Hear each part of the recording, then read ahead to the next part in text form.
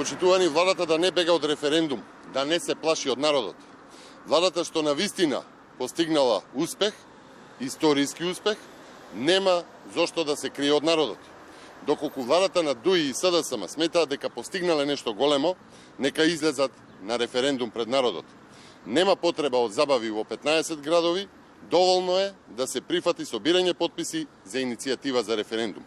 Само народот е суверен во секоја држава, дури и во Македонија. Тој мора да може да каже дали ова историски успех или историски чин на предавство, асимилација и бугаризација на Македонија. Владата мора да го провери овој чекор пред народот. ДУИ и СДСМ мора да проверат дали се во право тие или оние интелектуалци и општествени дејци кои што, за жал, власта ги нарекува хистерични. Почитувани, Македонија не започна преговори со Европската Унија. Владата прифати документ кој што не носи европска иднина, туку асимилација, само со една цел – фотографирање во Брисел и нова лага за купување ден повеќе во власта. Јасно е, прифатено е од ДУИ и СДСМ тоа што носи само до 2 порази.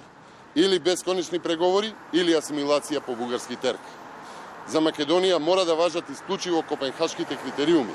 Македонија не смее да биде експеримент, туку за неа, по 17 години чекање, мора да важат истите правила кои што важеле за сите други земји членки на Унијата.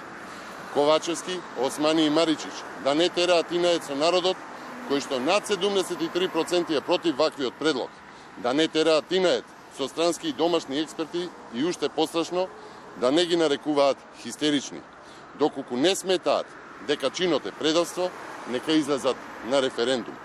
Почитувани, постои опција како да се спречи предавството, постои опција како да се спречи Бугарија да диктира учебници, Бугарија да организира прослави на своји верзии на биографии за македонските херои, Бугарија да ги бугаризира македонските споменици и митови на македонската борба за државност.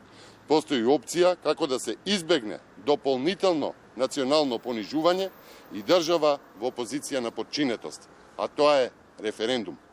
И денеска повторуваме, ВМРО ДПМН нема да поддржи измени на Уставот за Ковачевски да почне со асимилација во замена за лична власт. Тоа е уцена пред Македонија, спротивна на европските вредности и принципи. Овој процес е штетен и опасен за Македонија и мора да биде ставен пред народот. Власта затворена во својата одлепеност, ако смета дека направила успех, нека не се плаши и нека не бега од народот на референдум.